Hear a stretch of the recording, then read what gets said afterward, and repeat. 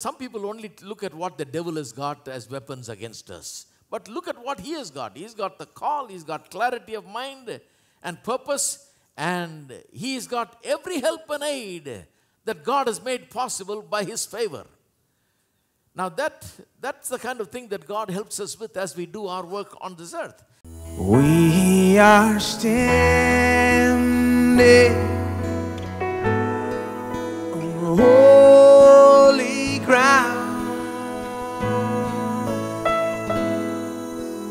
and I know that there are angels all around. Let us pray Jesus now. We are standing in his presence on the holy ground. We are standing on the holy ground, and I know that there are angels all around. Let us pray Jesus now. We are standing in his presence on holy ground. We are standing on holy ground, and I know that there are angels all around. Let us praise Jesus now. We are standing in his presence on holy ground. Let us praise Jesus. Let us praise Jesus now. Let us praise Jesus now. Oh, give it up. Give up your praise. Let us praise Jesus now. We are standing in his presence on holy ground.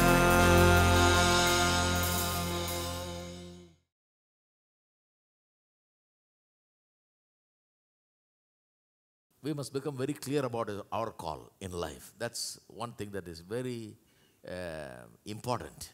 I remember as a 20-year-old boy, I went to study in Bible college. I was literally scared, I had not gone out of my home. They did. My father one time decided to put me in a hostel in Tuticorin, because I was running around playing music here. He thought I won't study well. If I be here, I'll be doing only music. So he took me and put me in a hostel there in Tuticorin, and I studied there one day. I left my trunk and everything and ran away here. A telegram came. By the time I arrived, the telegram also arrived saying absconded, So at 20 years of age, one guy was visiting here from America. He was eating with my father in a restaurant, and I was also eating with them. Those days, I used to just drive the car for my father. I like driving, That was the age when I started driving. And I was just sitting and eating, and they were busily talking about everything. And that guy all of a sudden turned to me and said, "Would you like to go to a Bible college in America?" I didn't know what to say. I was busy eating my chapati and chops, So I just shook my head, I didn't know what this guy is asking, what he meant, I didn't know he was going to make arrangements. So he went back. In 2 months, I received a letter from the president of the college saying, so-and-so recommended you. You please fill out this application. We're going to take you. So that's how I went. And when I went, my father told me, don't run back, Stay there. Do something useful. So I went over there. And believe me, in those days, the laws were so strict, I had to carry only $8. Only $8 were allowed. You cannot carry any money even if you had some money. So I had $8 in my pocket. I wouldn't even drink a cup of coffee. I quit drinking. Every day in my house, they gave me coffee in the morning and evening. This was a habit. I couldn't live without coffee in the morning. After going there, I forgot coffee. Because you have to put 10 a dime, 10 cents, and buy coffee there. So in the dormitory. So I didn't want to do that because I'll be 10 cents less, I had only $8 and I had to wash my clothes and I ended up without any money. And I didn't know God this close and I didn't know the calling of my life and I never, related to God that closely in those days, Never really trusted God for anything. So I became very worried about what I was going to do. And I realized that some students are praying in the chapel, in the big chapel at night time in the dark. I thought nobody was there, but there was guys praying there, sitting in the dark. So I started making the habit going there, sitting in the dark and praying. And I used to talk to God and tell my problems and say, God, you have to meet my needs. And God did some amazing, wonderful things in my life. And my call of my life began to become clearer. Because I didn't want to be a pastor or preacher or anything. My favorite verse was James 3:1. Knowing that you will receive greater condemnation, many of you should not become preachers, it says. You read that. I knew that verse very thoroughly. And if I was a preacher's kid and everybody used to ask me, you're the next preacher, I said, read James 3:1. That's my verse. You'll receive greater punishment, don't become preachers, So I believed I can become anything other than a preacher, And particularly pastor was a punishment job, You want to send someone to a place where there's not even water, that's where you send. You become a pastor, I had a very low opinion of these things. And what happened was, after the first year, I went to a place and God had arranged a man who had such influence there. And I had to meet him, I wouldn't say by chance, by divine ordination I met him. Just like that. I didn't even know who he was. He heard me preach for 10 minutes and that was the first time I ever preached in my life. Just imagine. First time I was ever preaching in my life. He saw me there preaching and he booked me in 40 places to preach. Everybody listens to this guy. And I became a preacher. After 1 year of education, one whole summer I preached in 40 places. After that I kept on preaching, And it wouldn't stop. And that guy was chosen by God to just arrange things for me. So the call, I understand something about the call. The call is not something like a voice from heaven came and said, Sam, you're going to preach. No, I never heard a voice. But as I prayed and I believed God and gave my life to God and trusted in God, God opened the doors and took me places and made things possible. I couldn't believe. After I finished studying, I didn't know what to do, so some people had invited me to preach, and I went there to preach, and that opened more doors to go and preach in some churches. And I was just preaching around, not knowing what to do, Next. And I was in one church which had only about 20, 25 people. They wanted me to be their pastor. I thought, this is useless, Just 20, 25 people, and you want me to be a pastor? What am I going to do here? I didn't want, but something inside me said, stay here. And I stayed here. In 1 year, we had 200 people. And I thought, my God, I should settle down here. This is good. I thought pastoring was such a bad thing, but this I began to enjoy. I said, this is what I must do. I must settle down here. And I'd never even come back to India at that time. I'd been there nearly 10 years and never came back. And I said, I'll settle here. This is the right thing to do. And right at the time, God is showing me that God has tailor-made me for India. Not ready-made. You know, ready-made is where you make 10 lakhs shirts of the same size, you know, medium, large, and small, you know. And each of them you make 10 lakhs, and 10 lakhs people are that size. They'll wear it, you know. But tailor-made is specifically cut and made to your size. So God has cut and made me exactly to size for India, for Chennai. These are the streets that I grew up and I went around, and that's exactly where I'm preaching today. It's unbelievable to me, really. I never thought I'll be doing it one day. And that's God's call. And when the call became clear in my heart there, so many people tried to persuade me. One fellow said, what are you going to do? Everybody's trying to come here. You're going to go there. What are you going to do? You are full of, you know, your brain, something has happened, he said, one of my relatives. Why are you going back? And I said to him, I'm going back because I see India as a land of opportunity to preach the gospel. That's where I'm going. That's where I was born. I'm going to preach the gospel there. And I came here and I started preaching in a little hut here, you know. And it kind of disturbed me in the beginning, but that's the call. When God calls you, things become clear more and more and more and more and more. So I'm sure that Nehemiah had such an experience. He's been having it probably for a long time. He's probably been praying, and the 4 months of intensive fasting and praying and frequently talking to God about it has really impressed upon his heart that this is his mission in life. Not being a king's PA, not being the king's assistant, though that's a very high position and all benefits can be enjoyed. But the job of going to Jerusalem, rebuilding the walls and reforming the society is the call of God in his life. So he realized the call, and the next thing that happened was he was already planning to go and depart, and he's now talking to the king. There was clarity in his mind about exactly what he must do and what he needs. Look at it. In chapter 2, verse 5, he's asking the king permission to go. In verse 6, he says, then the king said to me, the queen also sitting beside him, how long will your journey be, and when will you return? So it pleased the king to send me, and I set him a time. See, he already has calculated how long the journey is going to take, how long does he need to stay there to rebuild the walls and reform the society and all of that.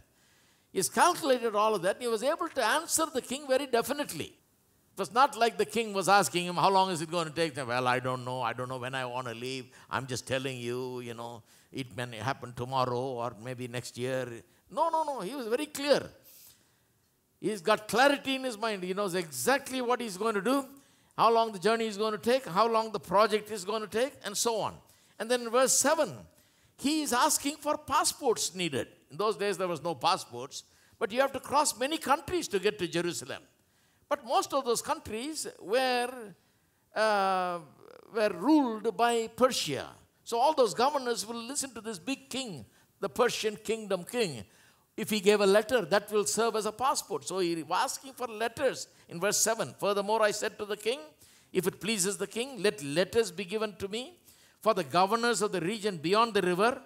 It means the river Euphrates, which is beyond the border of the immediate place, that they must permit me to pass through till I come to Judah. This is very important because they may not even allow him to travel through there.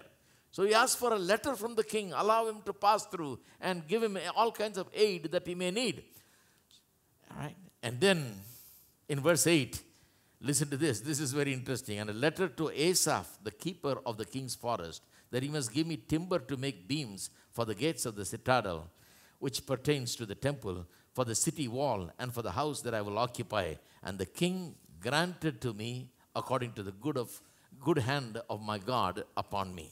Now, when you make a request like this and when you are before the king, you must put everything out.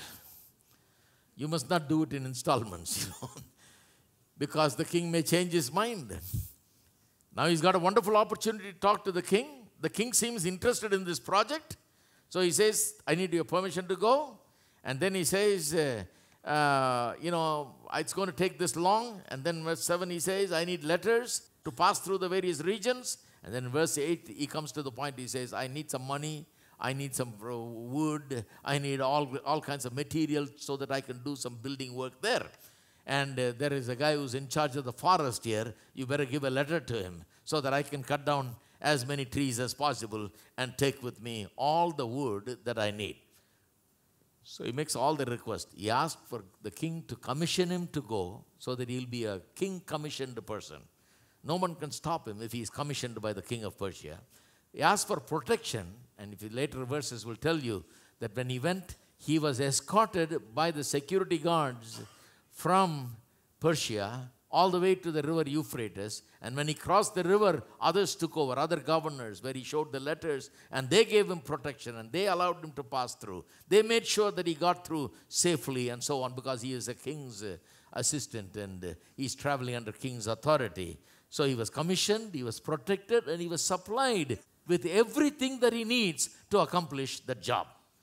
Now that is significant, isn't it? So he's got a call, and now he's got favor on his side, where God is favoring him so that the king is supplying him with everything. And he says it so in chapter 2, in verse 8, he says, the king gave all of these things to him. The king granted them to me, he says, according to the good hand of my God upon me. The king saw that God's hand was upon him, and the king's heart was moved by God to help this man and to favor this man. So he receives all the help that he could get from the king. So there is the call, there is the clarity about how he must carry out his job, what all he needs, and then there is divine favor. Now talk about, some people only look at what the devil has got as weapons against us. But look at what he has got. He's got the call, he's got clarity of mind and purpose, and he's got every help and aid that God has made possible by his favor. Now that's the kind of thing that God helps us with as we do our work on this earth. Now listen to this. The next thing you see is the enormous wisdom with which he operates. God has filled his heart with wisdom. In chapter 2, in verse 12, we read that he arrives there in Jerusalem, and then it says, then I arose in the night and a few men with me, and I told no one what my God had put in my heart to do at Jerusalem, nor was there any animal with me except the one on which I rode. And I went out by night through the valley gate to the serpent well and the refuse gate, and viewed the walls of Jerusalem, which were broken down, and its gates which were burned with fire. Then I went on to the fountain gate and to the king's pool, but there was no room for the animal under me to pass. So I went up in the night by the valley and viewed the wall. Then I turned back and entered by the valley, and so returned. Valley gate, and so returned. And the officials did not know where I had gone or what I had done. I had not yet told the Jews, the priests, the nobles, the officials, or the others who did the work. Now he does everything secretly, because when you go on a mission for God, sometimes you can't tell everything out. You should not go there and put up a poster first, Nehemiah is arriving, let's show up with garlands and welcome him. He's going to build the walls of Jerusalem and bring a great revival and bring great changes and so on. The next day he would have been facing opposition, and they would have tried to kill him and kick him out and all of that. He goes quietly, and at night he tours and he inspects the place and checks out everything and sees what the problem is. Nobody knows why he's here and what he's doing and so on. He's done everything. And only in the right time he reveals his plans. And now look at verse 17. It says, then I said to them, you see the distress that we're in, how Jerusalem lies waste, and its gates are burned with fire. Come, let us build the wall of Jerusalem, that we may no longer be a reproach. The Gentiles are laughing at them. He says, look, come, let's build the wall of Jerusalem. You see the distress that we are in, how Jerusalem is a waste, lies in waste, and its gates are burned with fire. Let's get this right. Now just imagine what a great challenge it is to go and convince the people to join together and put their hands together to work and to get a thing going where they will rebuild the walls of Jerusalem and so on. He knows how to talk. God has given him wisdom. He is not going and saying, for 90 years, what have we been doing? You have not even laid a finger on the walls. that are laying in ruin. You have not done anything. You have not been praying. You have not had a burden. Look, I've had a burden. I've come all the way from there to do this. No. He didn't accuse them of anything. He just went there and said, come, there's a great distress here. Everybody's laughing at us. Let's rebuild the walls of Jerusalem. Let's make things good and provide safety and security and so on. Then verse 18, I told them of the hand of my God which had been good upon me. Tells them probably the whole story of how God burdened him with this vision and how God gave him favor in the king's eyes, how the king financed and supported and gave the materials and so on and the permission to come here. He says, the hand of God has been upon me. And also the king's words that he had spoken to me. So they said, let us rise up and build. Then they set their hands to this good work. He said, let's build. And they were ready to join with him and build. Now, this is an amazing story of how a man operates with God's wisdom, goes into a society that is basically hopeless, that is very difficult to change. You know, the people of Israel have always been a troublesome people. You know, they are not very easy to work with. They are not very people that will simply obey you as soon as you tell them anything. They are a difficult bunch. And Nehemiah goes and talks to them and gets them all to cooperate and join together and do the walls of Jerusalem all over again. All over again. Now, chapter 4 is probably the most important chapter because that is where the whole opposition plays out. Opposition. See, this man has come on a divine call, an appointment. God has sent this man. God has called this man. They are people of God. This is God's city of God, Jerusalem.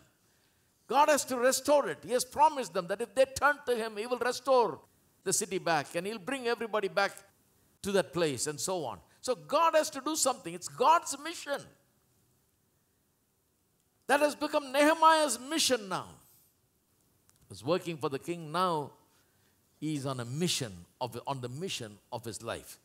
You know, many times they ask us for a mission statement. Have you heard that term, mission statement? What will happen if I gave you all a piece of paper and say, give me your mission statement? I think some of us will be sitting here for a long time wondering what the mission statement is. The mission statement is about why you're here, what you want to achieve, what is the purpose of your life, what you're exactly going to do. Many times we don't even think about it in that way. We just go on doing what we do. But here is a man clearly on a mission. He's come on a mission. He's going to accomplish it for God. He knows the call of his life. He's very clear in his mind how he's going to do it. He's got all the wisdom from God. And look at the opposition now. This is where we need to really note something. Chapter 4, verse 1. And so happened when Sanballat heard that we were rebuilding the wall, that he was furious and very indignant and mocked the Jews. Who's Sanballat? It seems like that he is the governor of Samaria. Now, Nehemiah has come as the governor of Jerusalem. And the governor of Samaria is very angry because somebody is now going to take care of these people, bring reform among these people and build the city and do something good. He's very jealous. See, the world is full of this kind of thing. Jealousy, envy. If someone is going to develop and become great, everybody hates it, you know. That's the way it is. So he was indignant and mocked the Jews. And he said, he spoke before the brethren and the army of Samaria and said, what are these feeble Jews doing? Will they fortify themselves? Will they offer sacrifices? Will they complete it in a day? Will they revive the stones from the heaps of rubbish? Stones that are burned? See, during the captivity, the walls were knocked down, demolished, burned, and so on. Are they going to set it right in overnight? He says. Now, Tobiah, in the next verse, Tobiah, he is an assistant. The Ammonite, he's a guy who's an ally. And the Ammonite was beside him, and he said, whatever they build, even if a fox goes up on it, he will break down their stone wall. Now that is something deliberately aimed at discouraging people. Just imagine, as people go to work there and rebuild the wall, one guy is standing there saying, let them build, let's see what they build. Even if a fox runs on the wall is going to break down. And look at the next verse. Nehemiah begins to pray. I like this man. In the first chapter, he's praying. Whole chapter, he's praying. His prayer is recorded. In the first chapter, I didn't read it to you for lack of time. And here he again prays. He's a prayerful man. He goes to God with his problems. He talks to God about the difficulties that he faces. Here is a guy who engages God fully in his work. God is in his work. He is working for God. He goes to God about every problem.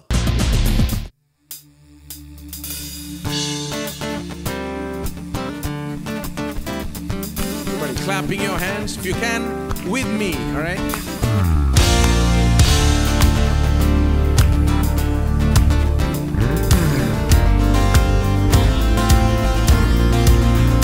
Not by power, not by might, by my spirit, says the Lord. Not by power, not by might, by my spirit, says the Lord.